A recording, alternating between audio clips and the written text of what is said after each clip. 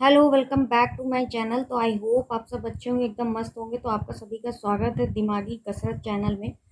तो दिमागी कसरत में आइए, दिमाग की कसरत करते हैं और प्रैक्टिस से दिमाग की कसरत करेंगे। और जो भी टॉपिक है टीजीटी इंग्लिश से रिलेटेड, उसके प्रैक्टिस क्वेश्चंस को करते हैं। तो हमारा टॉपिक जो है वो चल रहा है जॉन मिल्टन के। हमने कल 33 क्वेश्चंस कर लिए थे, जो कि अपलोड है इस चैनल पे। आप लोग देख लीजिए और उसकी प्रैक्टिस कर लीजिए उन क्वेश्चंस की। तो चलिए आगे बढ़ते हैं नेक्स्ट 34 क्वेश्चन में और बात करते हैं 34 क्वेश्चन की। तो 34 क्वेश्चन जो है वो हमारा कह रहा है, 34 क्वेश्चन हमारा कह रहा है कि in the sonnet methought I saw my late spouse saint Milton celebrates his. एक जो प्ले है, उन्होंने एक एक उन्होंने अपनी वाइफ के बारे में एक वर्क लिखा था। वाइफ के बारे में जो है वर्क लिखा था किसने? मिल्टन ने। वो वर्क क्या था, वो वर्क कौन सा था, ये क्वेश्चन है। तो उसमें एक लाइन थी, मी thought I saw my late एस्पाउस्ड, यहाँ एस्पाउस्ड नहीं दिख रहा होगा, एस्पाउस्ड सेंट मिल्टन सेलिब्रेट्स। इस लाइन को कहकर मिल्टन अपनी किस वाइफ का बर्थडे, किस वाइफ का वो सेलिब्रेट कर रहा है, किस वाइफ के बारे में बता रहा है। उनकी 3 वाइफ थी। सबको पता है कि मिल्टन हैज 3 वाइफ, मतलब मिल्टन ने 3 बार शादियां की थी। ये सब जानते हैं कि मिल्टन ने 3 शादियां की थी। उनकी वाइफ, उन्होंने पहली शादी जो की थी 1642 में की थी। किससे की थी? 1642 में उन्होंने फर्स्ट मैरिज की थी। और वो किससे की थी? 1642 में उन्होंने शादी की थी। 1642-43 के अराउंड उन्होंने शादी की थी मैरी पावेल से। किससे शादी की थी? Mary Powell. तो मैरी पावेल उनकी फर्स्ट वाइफ थी और जिनकी डेथ हो गई थी 1652 के अराउंड, क्योंकि 2 इंसिडेंट हुए थे 1652 में। एक तो जॉन मिल्टन टोटली जो है ब्लाइंड हो गए थे, और दूसरा इंसिडेंट ये हुआ था कि मैरी पावेल की डेथ हो गई थी। मैरी पावेल की डेथ हो गई थी। तो 2 इंसिडेंट हुए थे 1652 को। और फिर इसके बाद he has again married in 1656। 1656 में शादी करते हैं किससे? कैथरीन वुडकुक से। किससे शादी करते हैं? कैथरीन वुडकुक से। कभी कभी पूछ दिया जाता है कि इनकी तीनों वाइफ का नाम क्या था। तो मैरी पावेल, कैथरीन वुडकुक इनकी तीसरी वाइफ थी, जो 1656 में शादी की थी, और इनकी डेथ हो गई थी वही करीबन 1658 में। 1658 में after 2 years he has died. बच्चे को एक जन्म देने में सरवाइव नहीं कर पाई थी और उसमें डेथ हो गई थी। फिर अगेन ही हैज मैरिड इन 1663, राइट। तो इन्होंने शादी की 1643 में। किससे? मैरी पावेल से। किससे शादी की? मैरी पावेल से। और ये इनकी डेथ हुई 1652 में। फिर अगेन ही हैज मैरिड 1656 कैथरीन वुडकुक से। कैथरीन वुडकुक से इन्होंने शादी की। और फिर अगेन ये 1658 में इनकी डेथ हो गई थी। फिर इसके बाद इन्होंने शादी की 1663 में। कब शादी की? 1663 में, आफ्टर ब्लाइंड अंधे हो गए। तो उसके बाद एलिजाबेथ मिंसुल से शादी की। किससे? एलिजाबेथ मिंसुल से शादी की इन्होंने 1663 में। मैरी पावेल, कैथरीन वुडकुक और एलिजाबेथ मिंसुल, ये 3 इनकी जो है, 3 इनकी क्या थी? 3 वाइफ्स थी इनकी।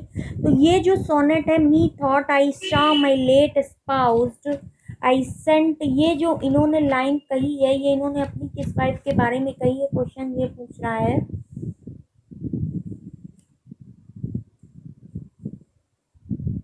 क्वेश्चन ये पूछ रहा है, इन्होंने ये लाइन अपनी किस वाइफ के बारे में कही है? ठीक है, इन्होंने अपनी ये लाइन कही है सेकेंड वाइफ के बारे में। 34 का आंसर है सेकेंड वाइफ। सेकेंड वाइफ कौन थी इनकी? कैथरीन वुडकुक। सेकेंड वाइफ इनकी कौन थी? सेकेंड वाइफ थी इनकी कैथरीन वुडकुक। उसके ही बारे में इन्होंने बात कही है, कैथरीन वुडकुक के बारे में, राइट। चलिए मूव टू नेक्स्ट क्वेश्चन, और नेक्स्ट क्वेश्चन देखते हैं। 35 क्वेश्चन कह रहा है हमारा, who commented on Milton saying, who commented on Milton saying, just a minute, who commented on Milton saying this. Oh, तो बहुत ही ज़्यादा कट गया है बार बार। रुको एक सेकंड, देखते हैं क्या था question. Who commented on Milton saying this man, यहाँ पर क्या है, this man cuts us all out and the ancient too. किसने कमेंट किया है मिल्टन के लिए कि मिल्टन सेइंग कि this man cuts us all out, सबको उसने कट कर दिया, एंड द एंशिएंट टू, पुराने लोगों को भी कट कर दिया। ये लाइन किसने कही है मिल्टन के बारे में? 35 क्वेश्चन का आंसर है Dryden. Dryden said like that कि this man cuts us all out and the ancient too. ठीक है, मिल्टन के लिए लाइन किसने कही है? ड्राइडन ने कही है कि इस आदमी ने सबको कट कर दिया, पुराने लोगों उनको भी कट कर दिया। Dryden has said like that. Move to 36 question. और 36 क्वेश्चन का the meaning of L'Allegro is, L'Allegro की मीनिंग क्या है, ये क्वेश्चन पूछ रहा है। द melancholy और sad man, the heavenly man after death, the joyous और happy man, in none of these. तो 36 का जो आंसर होगा वो हमारा होगा, everybody knows about L'Allegro and Il पेंसरो। पहले कुछ बात कर लेते हैं इसके बारे में। ये क्या है? एल एलिग्रो और इल पेंसरो है, ये इटालियन वर्क है। ये कैसे वर्क है? इनके इटालियन नेम है, ये एक तरीके के इटालियन नेम है। पहले तो ये समझिए वर्ड इटालियन है। तो एल एलिग्रो का मतलब होता है चीयरफुल मैन, चीयरफुल मैन या जॉयफुल मैन। तो इसका आंसर तो समझ में आ गया होगा, सी है। तो पहले तो ये समझना है कि ये इटालियन वर्ड है, इटालियन वर्ड है। एल एलिग्रो और इल पेंसरो ये एक इटालियन वर्ड है first, and it has written in 1631। Second point इसका, written in 1631, written in 1631, right, written in 1631। And this lyric is an innovation of goddess of mirth to allow the poet line with her. मतलब goddess of mirth, goddess of mirth के लिए ये line dedicated की गई है L'Allegro की। ठीक है, और ये क्या है? ये ऑक्टोसिलेबिक में है ये, मतलब it is an, L Allegro है किसमें? ऑक्टोसिलेबिक। किसमें? ऑक्टोसिलेबिक में। किसमें? ऑक्टोसिलेबिक में। कौन? L'Allegro. Octosyllabic means with in 10 line syllables, 10 lines syllabus में। ऑक्टोसिलेबिक्स में मतलब 10 लाइन सिलेबस पे। तो इसकी 3 बातें इंपॉर्टेंट है। L'Allegro Il Penseroso, it has Italian word. ठीक है, एल एलिग्रो मीन्स होता है जॉयस और happy man, and Il Penseroso means melancholy या सैड मैन, सैड मैन। और इट हैज रिटन इन 1631, और it has an octosyllabic with 10 लाइन्स, with 10 syllables, 10 syllables, right. तो ये 3 पॉइंट ध्यान रखने वाले। मूव टू नेक्स्ट क्वेश्चन 37 में देखते हैं। Which poem of Milton are joyous almost Elizabethan in character. मतलब किस पोएम में मिल्टन ने बहुत जो है ऑलमोस्ट जॉयस रहे हैं ये, किस करेक्टर से, करेक्टर में, एलिजाबेथ के करेक्टर में जो रहे हैं, किस किस वर्क में रहे हैं? Horton poem, poem written after blindness. अब नेक्स्ट हमारा क्या कह रहा है देखते हैं, ऑप्शन 37 के बाद 38। हाँ, नेक्स्ट हमारा है poem written during war, none of these. कौन सा ऑप्शन इसमें होगा 37 का? और 37 का आंसर है ए, यानी कि ये जो ऑप्शन है हॉटन पोएम जो है, जो कि 1632 से 1637 तक का पीरियड रहा है, 6 ईयर का, 6 ईयर का इनका हॉटन पीरियड रहा है, जो कि पूछ दिया जाता है कब का है, 32 से 37 हॉटन पीरियड रहा है। Horton is a place name and it is situated in Birminghamshire, near 70 miles near to London. Buckinghamshire जो है 70 माइल्स लंदन के नियर जो है सिचुएटेड है, 70 माइल्स। ठीक है, तो ये हो गया। और 1632 से 37 हॉटन पीरियड रहा है, और इन्होंने बहुत ज़्यादा जॉयस ऑलमोस्ट एलिजाबेथन करेक्टर में किया हॉटन पोएम्स में, right. Move to next question, and next question is 38 question. 38 question you know very well. Areopagitica highlights, Areopagitica क्या हाईलाइट्स करती? Freedom of sex, freedom of press, freedom to adopt any religion, and freedom of divorce. So everybody knows about Areopagitica work. It is related to one of the most popular works of Milton. Right. तो एरोपेजेटिका क्या करता है, एरोपेजेटिका जो है freedom of press को बोलता है, freedom of press को बोलता है। तो इसका आंसर तो पता ही चल गया कि ये थोड़ी सी फ्रीडम है प्रेस के लिए। और इनका मिल्टन्स का मोस्ट इम्पैसियोनेट प्रोज वर्क है, मोस्ट इम्पैसियोनेट प्रोज वर्क है इनका, प्रोज वर्क है इनका। पहली बात तो ये पॉइंट ध्यान रखेंगे इससे रिलेटेड। और it was an unlicensed and unregistered publication attempted, ठीक है। और क्या है, it has been divided into 4 part. तो एरोपेजेटिका पूछा जा सकता है how many parts are divided, into 4 parts में डिवाइडेड है। पॉइंट ध्यान रखिएगा कि एरोपेजेटिका जो है कितने पार्ट्स में डिवाइडेड है, 4 पार्ट्स में डिवाइडेड है। तो it has been divided into 4 parts, ठीक है। ये समझ में आ गया होगा कि एरोपेजेटिका 4 पार्ट्स में डिवाइडेड है। Move to next question. Next question है हमारा Paradise Lost, 39 question. Paradise Lost is in free verse stanza from blank verse and Spenserian stanza. तो free Paradise Lost is in blank verse. और blank verse क्या होता है, blank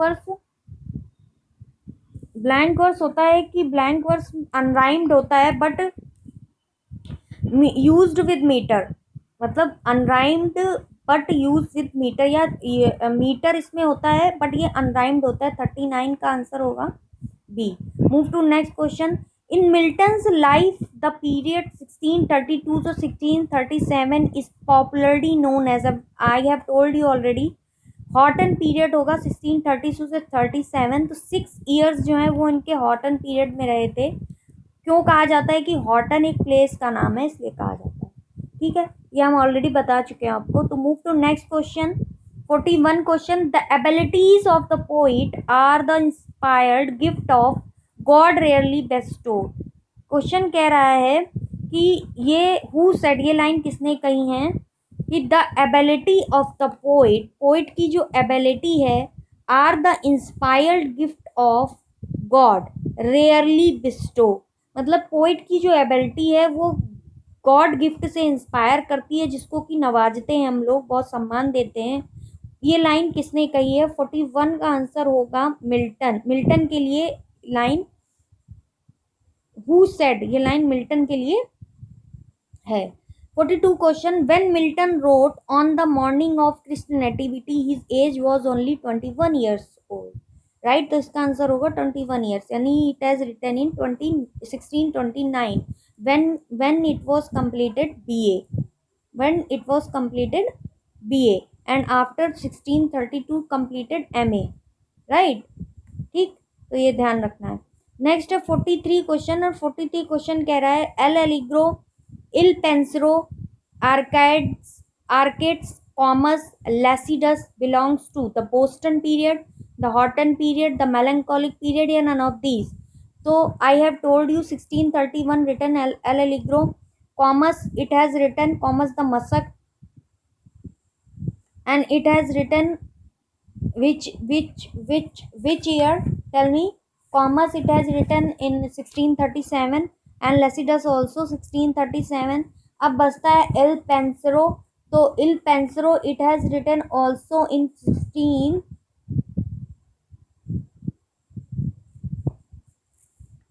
मे भी इन्होंने उसी ईयर के दौरान लिखी थी। और ये कहा जाता है द हॉटन पीरियड। क्वेश्चन वही है, बस क्या है कि अगर आपको एक बार पता है कि इस ईयर के बिटवीन ये चीज़ें हैं, तो आप सारे क्वेश्चंस को पढ़कर क्या कह रहा है और आंसर आराम से इजीली दे सकते हैं। 44 question. Milton is said to be the first Elizabethan, a belated Elizabethan, the second Elizabethan, या नन ऑफ दीज। तो ही हैज बॉर्न इन 1608 यानी 9 दिसंबर 1608। एंड एलिजाबेथन एज जो है 1603 में क्या हुई थी, 1603 में एलिजाबेथ एज जो है वो ख़त्म हो गई थी और स्टार्ट हो गई थी कौन सी age, Jacobean age. Jacobean age start हो गई थी। और आफ्टर 1603 जेम्स फर्स्ट इसका क्या हो गया था, यहाँ यूके का किंग वो बन गया था। तो बिलेटेड ही होगा ना, लेट है, फर्स्ट एलिजाबेथन है नहीं, सेकेंड एलिजाबेथन है नहीं, अब बिलेटेड एलिजाबेथन एज इसका आंसर होगा, ठीक है। अब इससे क्या है, ये क्वेश्चन आप इजिली कर सकते हैं if you know about history of English literature little bit, if you know little bit about history of English literature, then you will know answer of this question very easily. You got this. Okay, move to next question. The meaning il pensiero is the happy man, the thoughtful man, the romantic man and the idiotic man. 45 का answer होगा the thoughtful man. मेलंकोलिक भी कह देते हैं, the thought भी कह देते हैं. तो ये तो बता ही दिया कि एक इटालियन वर्ड है. The title of poem Italian too which means the contemplating man भी कह देते हैं. इसको कई चीज़ें से कहा जाता है. द थॉटफुल मैन भी कहा जाता है, तो कंफ्यूज मत होइएगा. और द कंटेम्पलेटिंग मैन भी कह सकते हैं, कंटेम्पलेटिंग मैन भी कहा जा सकता है. और कहा जा सकता है सॉरोफुल मैन, सॉरोफुल मैन भी कह सकते हैं. मेलंकोलिक मैन भी लिखा आ सकता है, वो भी कह सकते हैं.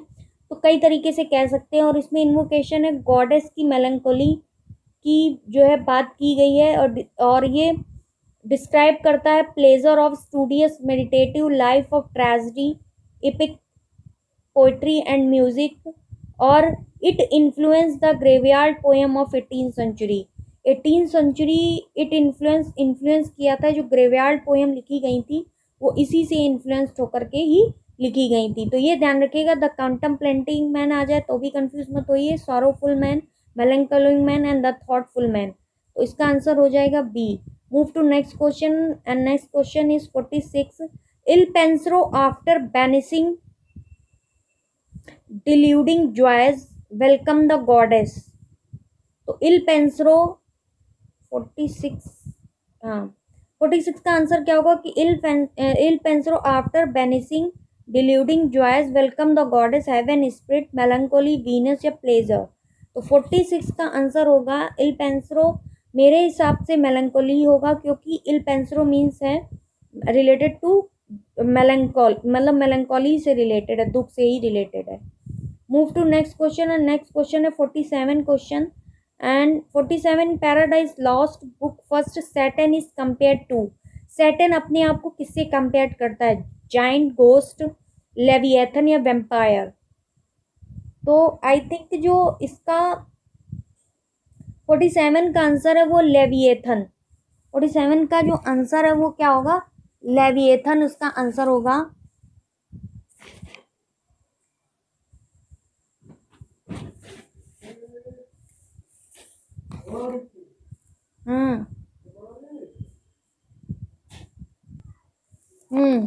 तो 47 का हमारा आंसर होगा, 47 का आंसर होगा लेवियाथन.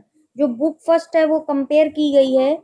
बुक फर्स्ट है हमारी जो बुक फर्स्ट हमारी कंपेयर की गई है सतन को मतलब book first Satan is compare to Leviathan. ठीक है, ना जाइंट ना गोस्ट ना वेम्पायर, लेवियाथन से कंपेयर सतन को किया गया.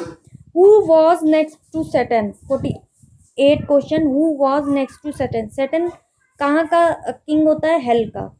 और हेल का नाम क्या होता है? पेंडिमोनियम. और पेंडिमोनियम को किसने बनाया होता है? पेंडिमोनियम को किसने बनाया है? मोल्सीबर ने. किसने बनाया है? मोल्सीबर ने. और पेंडिमोनियम को गार्डेड, मतलब पेंडिमोनियम जो बना है उसको किसके द्वारा गार्ड किया जा रहा है बाहर गेट पर? सिन और डेथ के द्वारा. किसके द्वारा गार्ड किया जा रहा था? सिन और डेथ के द्वारा. ठीक है, इतना तो समझ में आ गया होगा. पूछा गया who was next to Saturn. तो 48 क्वेश्चन का आंसर होगा बेल्जीबब. बेल्जीबब का मतलब क्या होता है? The Lord of Flies. The Lord of Flies. Beelzebub का मतलब क्या होता है? बेल्जीबब जो होता है वो सतन का सेकंड कमांड होता है. नेक्स्ट टू सैटर्न बोला जाता है बेल्जीबब को. बेल्जीबब को क्या बोला जाता है? Next to Saturn. 49 क्वेश्चन है. Let none admire that riches grow in hell, that soil में best deserve the precious man. Where do these line appear. तो लाइन से तो पता चल रहा है कि पैराडाइज लॉस्ट की लाइन है. 49 क्वेश्चन का जो आंसर है वो है पैराडाइज लॉस्ट. ठीक है, move to next question. And next question कह रहा है we read Paradise Lost as a task, nobody ever wished it longer. Who said. हम जो पैराडाइज लॉस्ट पढ़ते हैं तो वो एक टास्क की तरह पढ़ते हैं. क्यों? क्योंकि कोई नहीं चाहेगा, किसी की इच्छा नहीं होगी कि ये इतना लंबा हो. ये लाइन किसने कही है? Ben Jonson, doctor Johnson, Arnold, none of these. तो 50 क्वेश्चन का आंसर है doctor Johnson. We read Paradise Lost as a task. Nobody ever wished it longer. Who said this line? Doctor Johnson ने ये line कही है. अब आते हैं अगले क्वेश्चन में 51. Milton also wrote a Latin poem to express his sorrow on the death of his friend Charles Diodati. Identify it. तो ये हमने आपको बताया था कि चार्ल्स डियोटी जो है सेंट पावेल में जब पढ़ते थे जॉन मिल्टन पावेल स्कूल में, तो वहाँ के फ्रेंड थे इनके, यानी चाइल्डहुड फ्रेंड थे सेंट पावेल. और कॉलेज के जो फ्रेंड थे इनके वो कौन थे? Edward king. कॉलेज के जो इनके फ्रेंड थे वो थे एडवर्ड किंग.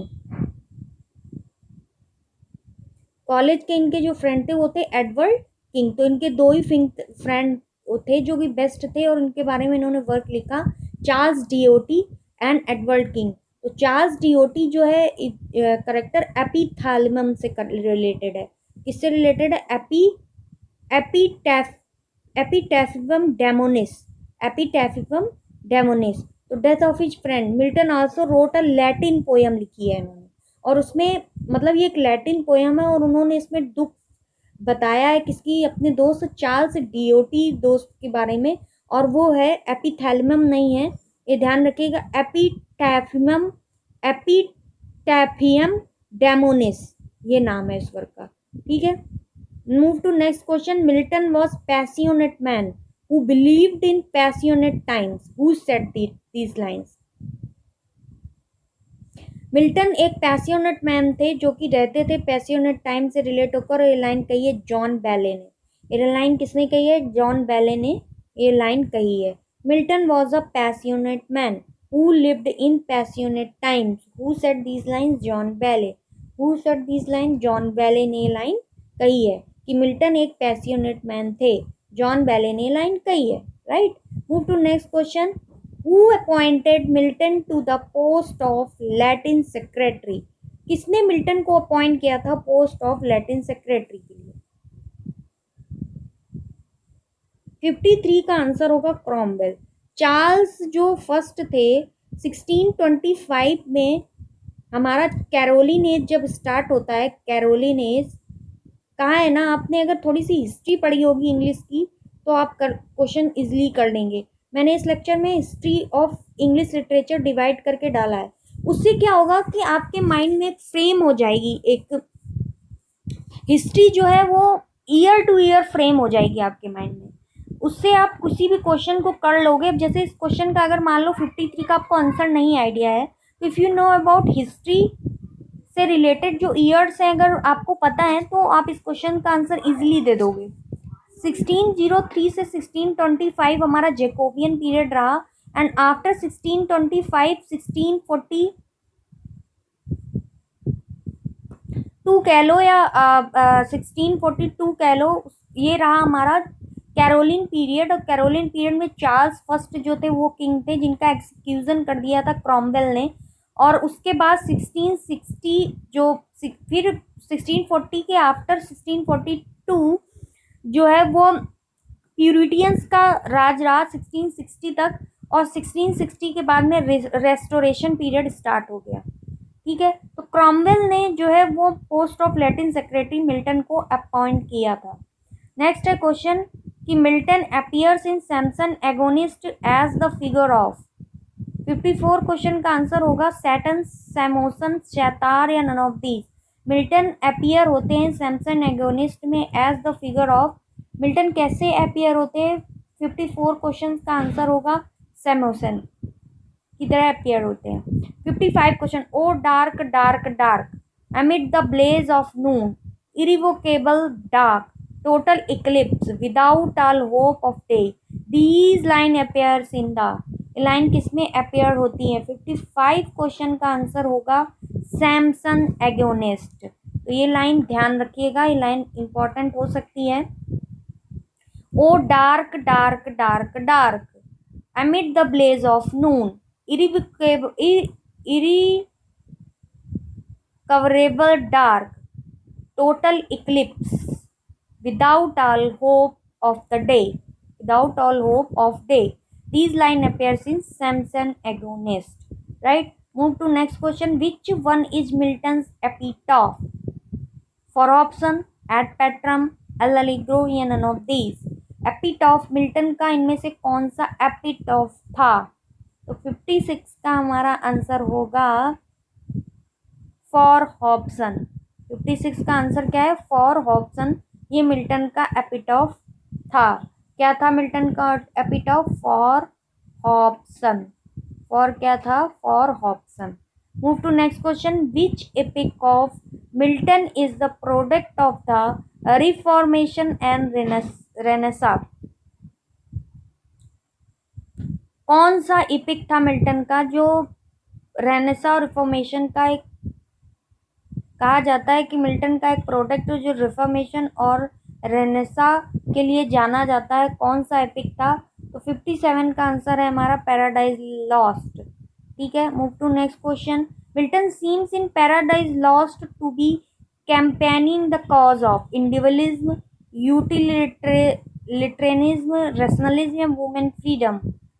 मिल्टन प्रतीत होते हैं पैराडाइज लॉस्ट में किस cause, campaigning the cause of, किस कॉज के लिए मिल्टन फेमस होते हैं? तो इंडिविजुअलिज्म के लिए फेमस होते हैं मिल्टन। किसके लिए? इंडिविजुअलिज्म के लिए, इंडिविजुअलिज्म के लिए फेमस होते हैं, ये ध्यान रखिएगा। 59 क्वेश्चन है हमारा। Which doctrine is found in Paradise Lost? Which doctrine is found in Paradise Lost? Paradise Lost में किस तरीके की प्रिंसिपल को पाया गया? Freedom of sin, freedom of liberty, freedom of individualism, freedom of will. 59 question का आंसर होगा freedom of will.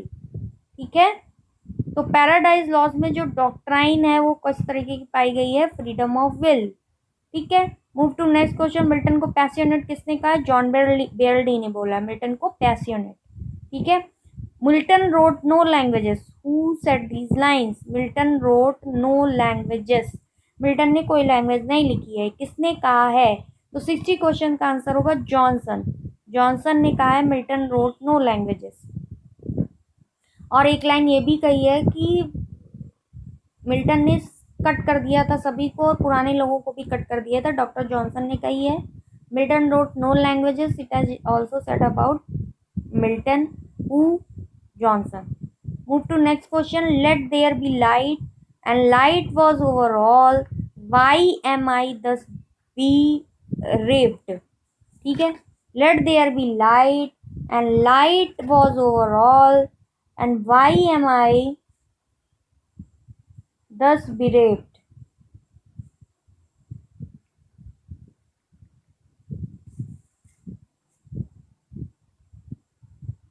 इसका मतलब क्या होगा बताइए, और इस क्वेश्चन का आंसर क्या होगा ये भी बताना है।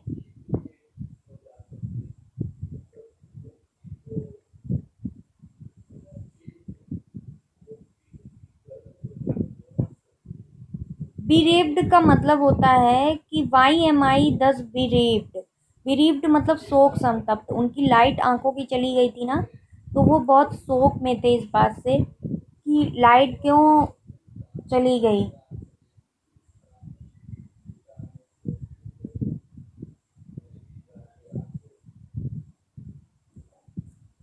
तो इस क्वेश्चन का आंसर क्या होगा? ये पूछा गया let there be light and light was overall, why am I thus bereaved। तो 61 क्वेश्चन का हमारा आंसर क्या होगा बताना है आपको। Paradise lost, commerce paradise regain, Samson agonist. तो 61 क्वेश्चन का आंसर होगा पैराडाइज लॉस्ट। सॉरी, ये नहीं, पैराडाइज, एक मिनट 61 क्वेश्चन का आंसर होगा सैमसन एगोनिस्ट। ये लाइन किससे है? सैमसन एगोनिस्ट। तो सैमसन एगोनिस्ट भी ब्लाइंड हो जाता है ना, सैमसन भी ब्लाइंड हो जाता है ना, तो ये लाइन उससे ही कही गई है। Delilah appears in which play? Delilah appears in which play?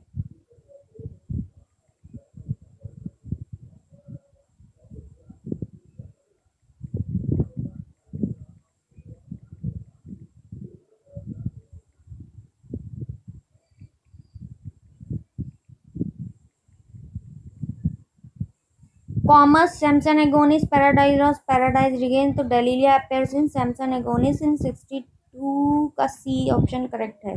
O fall from what high state of bliss into what वो, these line are related to in which play, who where do does line appear? O fall from what high state of bliss into what wo paradise lost, solitude sometimes is the best society, important lines, solitude sometimes is the best society, who said these statement?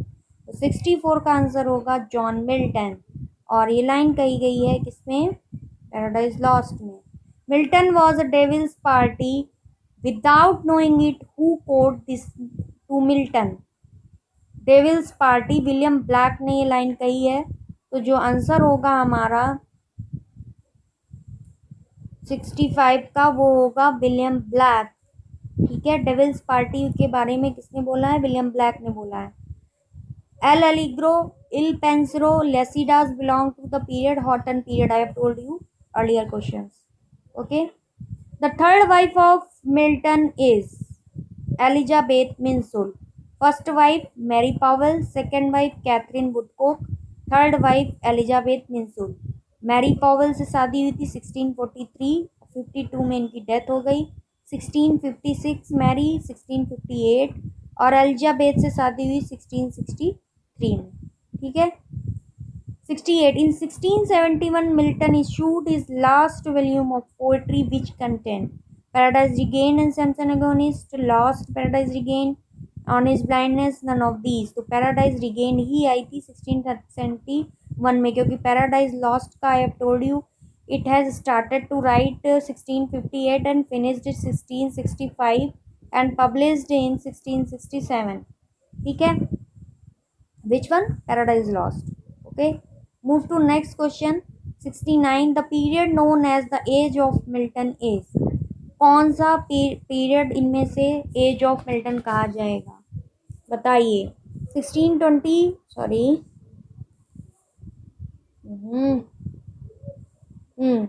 16